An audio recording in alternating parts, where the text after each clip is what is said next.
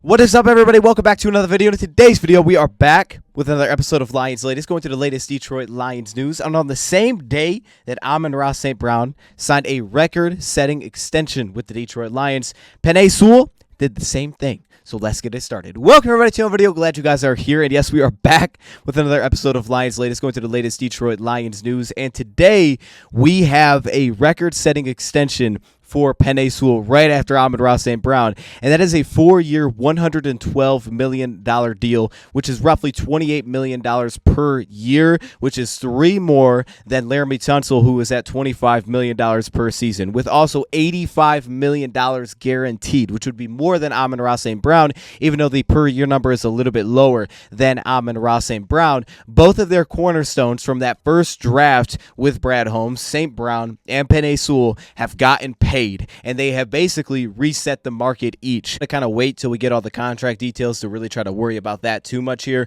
But I do think it's interesting that this is essentially going outside of the 5th-year option that you would typically have with Penei Sewell, where the Lions could actually end up saving more money in 2025, because instead of going that route with Penei Sewell, they just got the extension done. So we don't have to worry about the 5th-year option, which would be a pretty high price point for next season. The Lions just got the deal done. There's a real possibility that his cap number is going to be lower next season than it would be if he was just signed to the 5th-year option. And obviously, Amon-Ra St. Brown doesn't have that opportunity to sign a 5th-year option, but I just think that it's interesting that the Lions are getting ahead of that, avoiding the 5th-year option, instead just paying the guy, getting their deals done. Now, the other news that we heard to this is that the Detroit Lions were not close on a deal with Jared Goff, that there had been talks this offseason, but they are not close, and a new extension is not imminent. And an extension is not imminent right now with Jared Goff and the Detroit Lions. He, of course, also has 1 year left on his deal. He'll be set to become a free agent. So we'll have to sit and wait and see if the Detroit Lions are going to make that happen.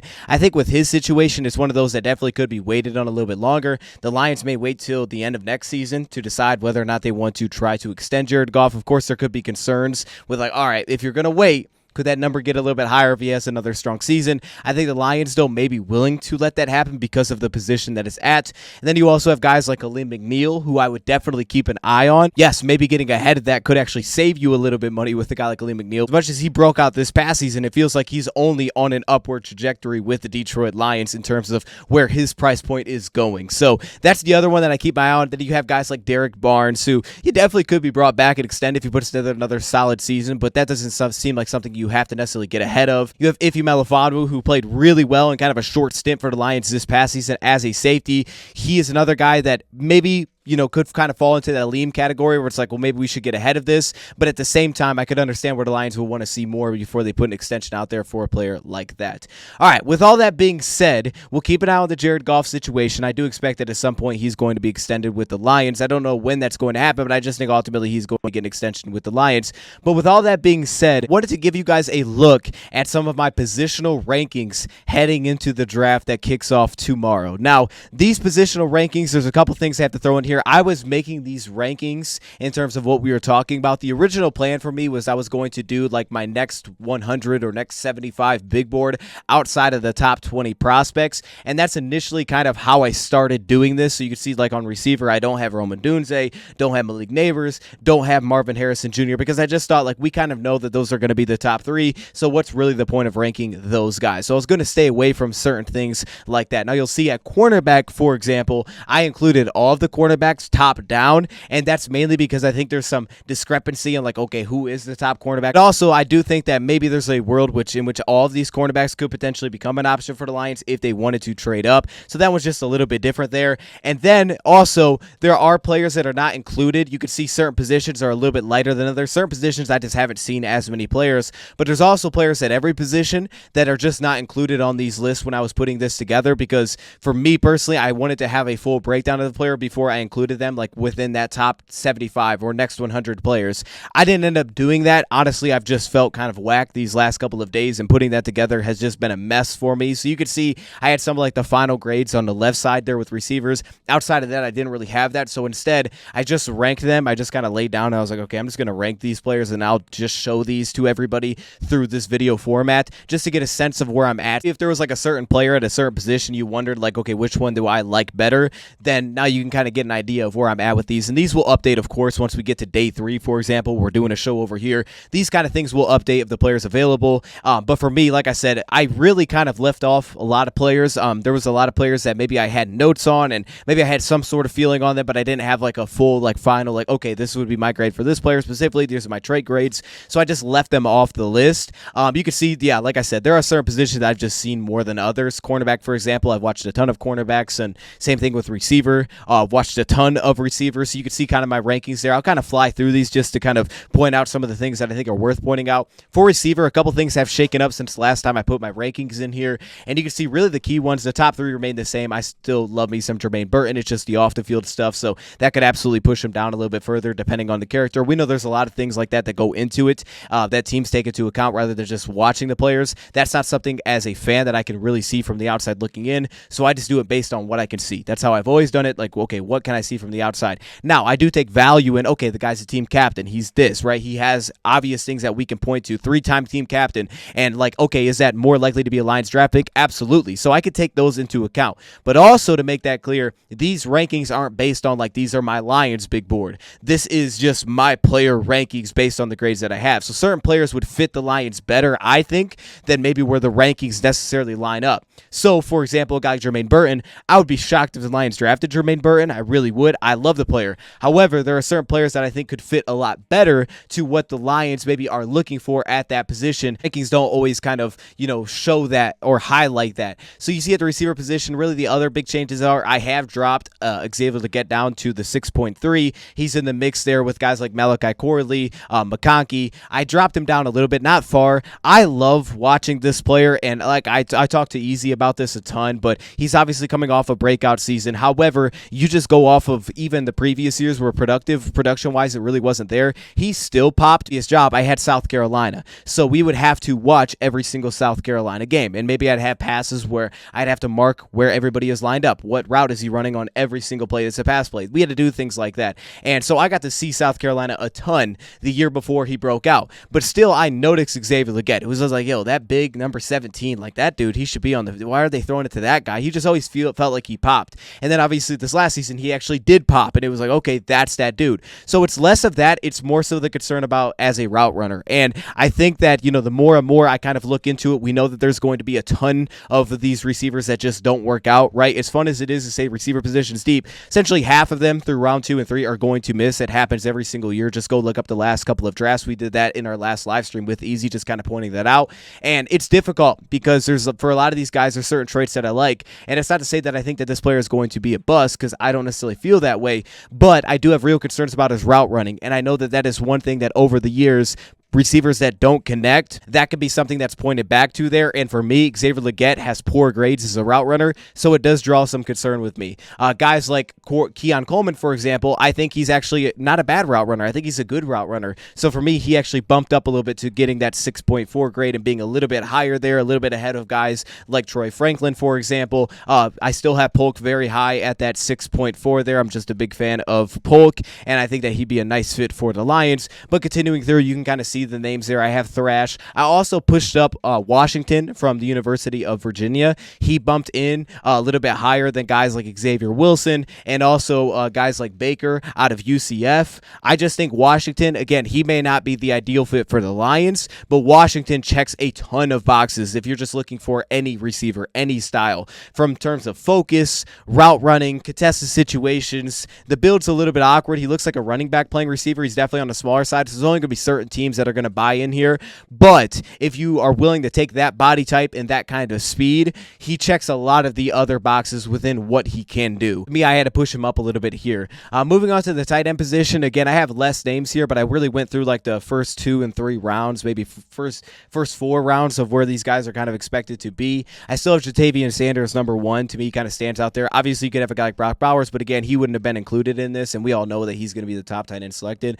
So after that, I have Eric All. overall. Injuries are the concern here. That's first and foremost, missing the last couple of seasons with different injuries and just having those seasons cut short. But he is one of these tight ends that can really separate against defensive backs. And it's a case that he does that better than even a guy like Jatavian Sanders. It's the injury question marks here. It's just seeing his hands here, which I love a guy like Jatavian Sanders that doesn't put him above a player like that. But he could separate against defensive backs, and that could be a very, very big skill to have, especially when you have a tight end type of build. So I have Eric All there at 2. Cade Stover, love watching him play. I think there's definitely questions about his ability to separate against certain matchups, but the hands are there. For basketball background does pop a ton when you watch him. I just love watching Cade Stover play. Also, I think he's maybe the best run blocking tight end I've watched, just straight up. I think he's an awesome run blocking tight end. Like, there's certain spots in line where you like to see him be more dominant, but man, I love the way that he positions himself. I love the leverage that he can create. I think he's an awesome run blocking tight end. So for me, you could honestly maybe push him above Eric All just based on that alone.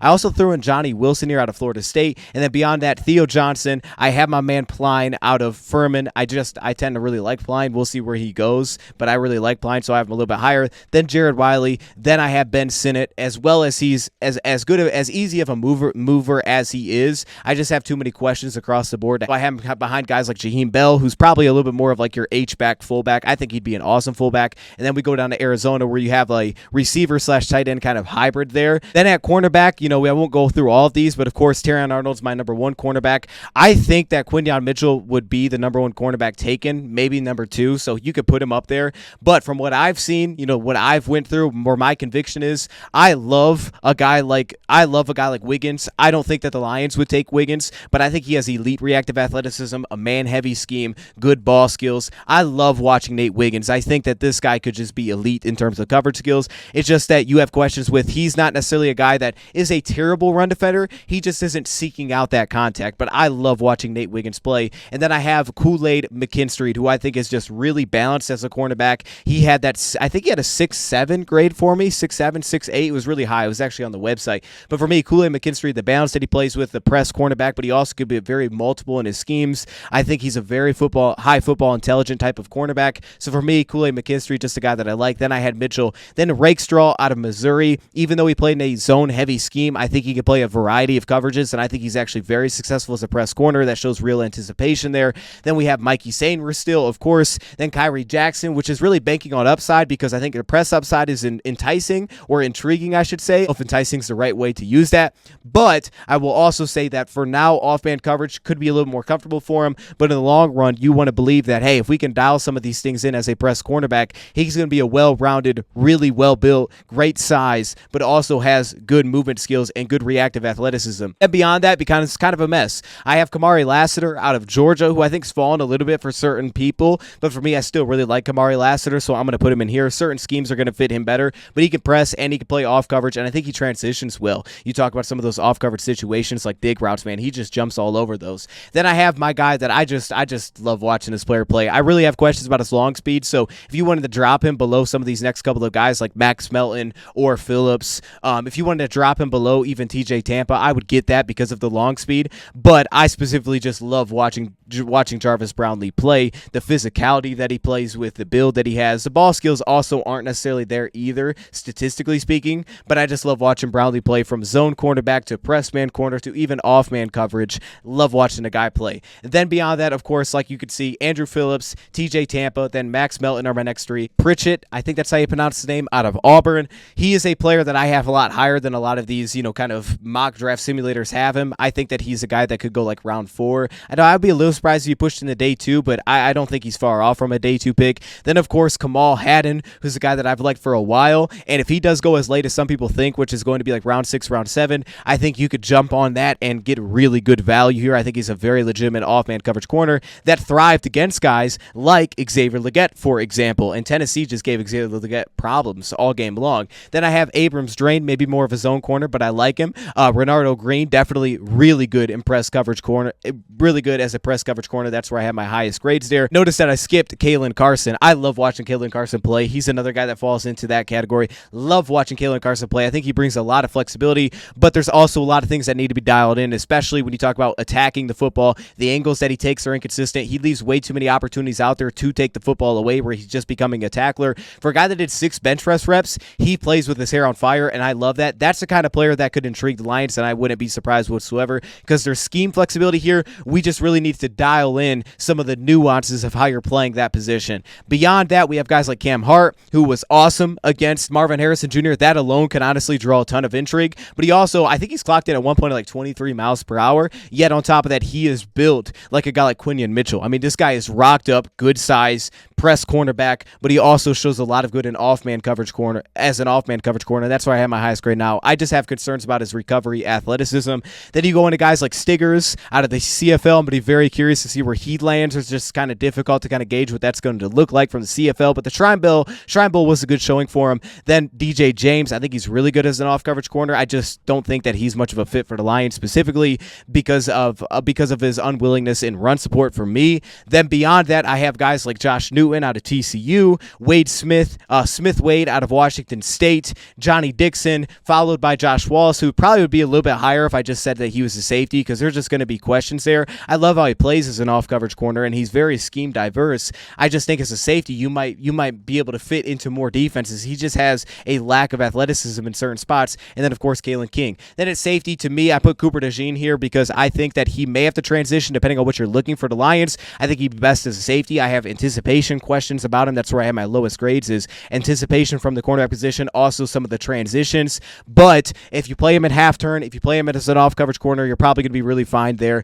But you could also move him to safety, and he could be a dynamic safety with a lot of scheme flexibility. Love Cooper DeJean. Also, he's got a returning background, so that helps. Followed by Tyler Nubin, who plays a lot faster than some of the athletic testing. Speaking of a guy like Cooper DeJean who ran like a 4.45, you have a guy like Tyler Nubin who ran like a 4.6, but he plays a lot faster because he doesn't have a lot of false steps in coverage. Cole Bishop, always around the football for me. Demerson out of Texas Tech. I love the range that he plays with, brings single high upside, but also slot and wide corner ability. Then Jaden Hicks, Kalen Bullock, Cameron Kitchens, Sion Vaki, who, again, there's just going to be questions about how much he can actually do, but I think Sion Vaki is a smart safety that gets on top of things. I think he's much more of a safety from rewatching him than he is as a running back, though he did do that when there were injuries, so respect him for that. Malik Mustafa, a little bit undersized here. I think he's like 5'9", 5'10", so teams are going to have questions about that range just in general, but you love how he tackles. I mean, he's one of the most reliable tacklers that you'll find, followed by guys like Watts for me, who I think is going to transition into safety, then players like Simpson out of Auburn, and Owens going back to Texas Tech. All right, moving on, I'm going to show you guys my other graphic that I had here. Let me move that over here, and this is going to be more on the defensive side of the ball, but also offensive line is mixed in here as well. Defensive line, I think it's one of the toughest to grade. 1 minute I'm like, oh, maybe I should put a guy like Jenkins at 1, and then the next minute I'm like, maybe Dorless should be at 1, but then I come back to saying, no, Byron Murphy's got to be 1. It's a weird type of build. He has a weird style of taking on double teams where he'll literally drop his knee to the ground on purpose, and you're like, okay, I don't know about that, but he's effective. And then you have guys like Johnny Newton, who lacks lower body flexibility, extremely powerful in the upper body. When he hits somebody, you see it. You're like, okay, yeah, he's rocked up. Just look at how he's built. His frame, upper body, he is incredibly strong, but the lower body flexion concerns me. It really does. He played the 3-tech, played 4-eye, but he was incredibly effective. I think he's also a smart defensive lineman that plays with awesome effort, so I couldn't drop him. So here are my 4. I think, honestly, your first 6 could be all over the place, but my top 4 are like this. I highlight Dorless, though, because Dorless could be the guy that we take a step back and say, look, he's a tweener build. But if you find a spot that you're comfortable with, to me, he is a great pass rusher, and he could end up being the guy that ends up being the best out of all of these defensive linemen. So he's the guy that I really circle here. Braden Fisk, Rohoro, I think that's how you say his name, out of Clemson. He was a rotational defensive lineman there, but he honestly checks out really well for me in terms of trait grade, so he's a little bit on the higher side for me. Dwayne Carter, 3-time first-time 3-time captain in Duke history. Keep an eye on him for the Detroit Lions. I think he makes so much sense. He was in my predictive mock. Follow guys like Mekhi Wingo, a little bit of a tweener as well. NFL, but I think he's at his best in the interior if you could put some weight on his frame. Michael Hall Smith out of LSU, then Taylor out of Miami, followed by Boyd from North Iowa, as like Logan Lee, who I think athletically is just limited, but he made some splash plays, some flash plays there with Iowa, and then Miles Murphy out of North Carolina. Onto the edge position, for me personally, I consider him an edge. I know there's flexibility there, but I think that, he's that Cameron Jordan type of build. For me, I have Darius Robinson. My trait grades weren't as high as the final grade I gave him, which was the 6.7, but I just buy into the player. I think there's so much upside with him going to edge and having not played that position very much, but still showing so much dominance there. To me, I think the agility is the biggest concern, but he checks everything else outside of that. And if you're looking for a physical edge setter, that's your guy. Go get him, Darius Robinson. I love Darius Robinson. Also, continuing beyond that, I have Chop Robinson at 2. I know the production isn't there, but the traits are still so high. The critical factors are graded so high for me. He brings flexibility, very good get off. So for me, he ends up at 2 here, followed by a guy that I've been on a lot in this draft period, which is Booker out of Kansas. Again, you have to figure out his frame. It may not be there immediately, but Austin Booker, the upside that he has to me is special. I think there's special upside here, and it's just been limited snaps for him. But I'm going to go Austin Booker at 3, followed by Marshawn Nealon. Nealon's a weird one because I have really high grades on this player, but there is certain aspects of his game, like where I see him get stalled out by tight ends, where I'm just like, I don't know if this is going to work. I have great grades across the board, but I have concerns about this connecting in the NFL. He is one guy I'm very curious to see wherever he goes, if there's success there or not, because to me, my final grade is actually lower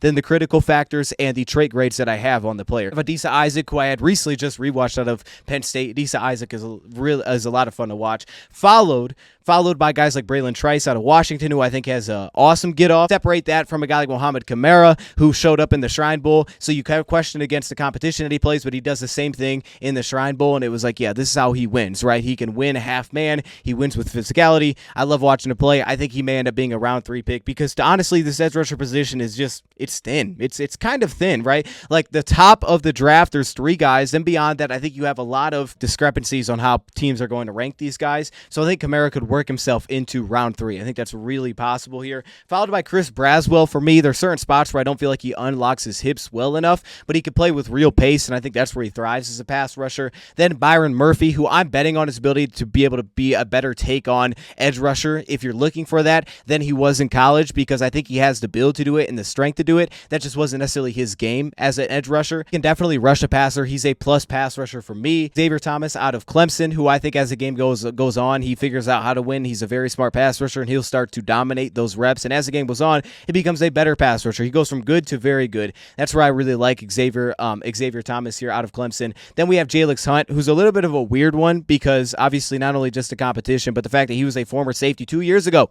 2021, the guy was playing safety, all right? He's bounced around. He's transferred to different schools. He's been to 3 different schools. But at Houston Christian, he played well against Western Kentucky. What he shows the guy that has a very moldable build, feels like you could add to his frame, make him even stronger. Yeah, he still shows strength in the upper body, has awesome agility when you watch him play. He's a weird one, but I'm willing to buy into this player a little bit more than what I've seen to this point.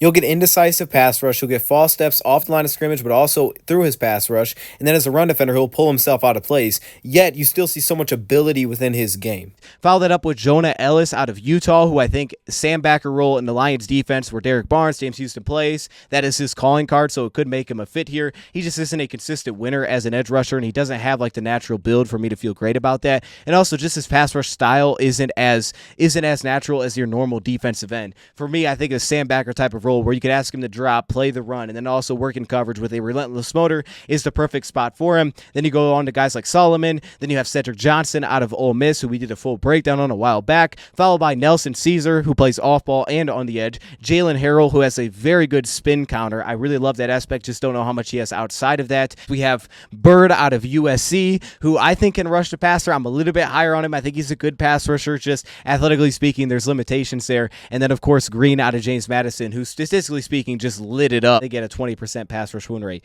Over the offensive line, I have Powers Johnson at number 1 here. Again, I'm kind of taking out guys like Fuaga and certain guys that I think are going to go towards the top. But for me, Powers Johnson I have at number 1. And the real thing to point to here is that I have him above Troy Fatanu. I like both of these players, but for me, I would actually lean Jackson Powers Johnson. All right, I'm not going off of what I had for my early grades. And Powers Johnson to me was the better player in my early grades. And I'm just going to lean into that. I think this guy is just a handful. He's a great athlete, but he also moves people around as a center. I think he still has guard flexibility. Amarius Mims then out of Georgia, followed by Jordan Morgan. Awesome reactive athlete as a left tackle. I think as much as I thought initially, like, okay, his future's at guard, I think his future could actually still be at left tackle with the reactive athleticism that he brings to the table. All right, then we go to my man out of Yale. I'm not even going to try to pronounce his name. Zach Frazier, have him a little bit lower, and that kind of stems back to pass protection, anchor, some questions that I have there. But I do like how he plays. He's a nasty offensive lineman as a run blocker in particular. Where BB gets mixed in there, then you have a guy like Coleman out of TCU, guy that I really like, and Wallace out of Penn State. I think his control as a critical factor can give you reason to buy into this player long-term as an offensive tackle.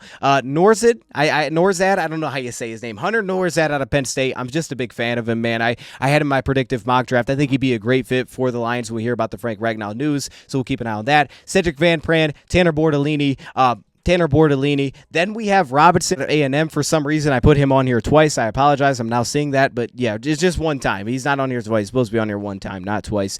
Adams out of Illinois, followed by Charles Turner from LSU, a guy that I've really liked for run blocking schemes, though I do think that he's a below average pass protector, and even the statistics bear that out. My man out of Utah, followed by Trevor Keegan out of Michigan. He was my favorite Michigan offensive lineman that I had watched. There's obviously athletic limitations there, but he's very smart.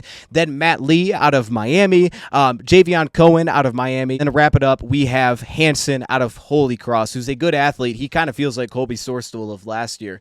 Then finally, onto the linebacker position. Again, don't have as many names here, but I think the top is the most intriguing. I personally have Junior Colston number 1. I think he's a traditional linebacker that needs some time in terms of figuring out kind of the FBI and taking control of your defense. Like, he's going to need some time to become that guy. I think that's an area where he needs to grow, but his stoutness, his blitzing upside, his zone coverage ability, like, he is a traditional linebacker, and he checks a lot of those boxes and does those things at a very high level. So for me, I have him at 1, followed by Wilson out of NC State. The injury stuff, you'll have to kind of figure that out, but he's an incredibly smart linebacker, kind of a weird fit, right? The stoutness is going to have question marks, sideline to sideline speed, how fast he plays. The upside is a man coverage linebacker, could be what teams buy into, is saying, hey, he's an off-ball linebacker, but we can put him out there against running backs and tight ends and have no concern whatsoever. That's where he separates himself. To me, I'm more of a Colson guy, but I can understand the love for Wilson. It just has to be the right scheme fit. And then, of course, we have Cooper out of A&M, who I think is at his best playing within the first 5 yards. I think he is instinctually a smart football player that, learns as the game goes on. I still have just too many questions about, like, can he be a dominant pass rusher outside of the spy role? And as a Lions fan who doesn't play spies, that's where I have a really big question. But I really do like watching Cooper play. Obviously, he is a nasty tackler. He's a finisher that flies around. And again, if you kind of simplify his role and just let him play, he's going to flash left and right. Feels a little bit heavy the deeper you ask him into zone coverage. I like him within 5 yards, but he's incredibly slippery. He's going to have issues for offensive linemen to just get hands on him, and he's shown success from playing over that slot role. So I think if you can keep it within 5 yards and just kind of simplify that role and let him go, like, you'll see it in goal line situations, he's just an impact player. I think this is all preference here for your top 3, so that's my top 3. Jeremiah Trotter, another very smart linebacker. He's going to take the football away. Comes in here at number 4. Followed by my man out of Notre Dame. Cannot pronounce the name, but you could see it on the screen, so I'm not even going to try to. Then Nathaniel Watson, who I think is actually pretty well-rounded, but a very good blitzer, 21 sacks since 2021. Then, of course, we have Wallace out of Kentucky. A little bit undersized, I guess you could say, but an extremely athletic linebacker. I think he ran close to a 4.4 flat 40-yard time. I mean, it was incredible. And then also he has a nice ability to read offensive line schemes and get ahead of it, but there are a lot of things instinctually that I think he just has to be better at to make more plays consistently for the kind of athlete that he is. His play speed does not match the speed that he shows when running in a straight line. Continuing Steel Chambers, and then to kind of put a bow on it, we have Jontre Hunter, I think that's how you pronounce his name, out of Georgia State, player that I had watched early in the process. I think his zone coverage ability and his ability to create depth and coverage is intriguing, so we'll just have to see. Maybe he's one of those 7th round / UDFA kind of guys. All right, so that's where my rankings are for players right now. Again, a lot of players are left off of this. I'm going to leave it right there. I apologize for not doing this like a top 100 type of format, but like I said, I just really haven't been able to get to anything, man. I've just not filled up to it, but I wanted to show you guys where my rankings were at, so that's what this was. Let me know your thoughts in the comments below. Thank you, Prop, for watching. I'm going to get out of here. Draft, it's basically here.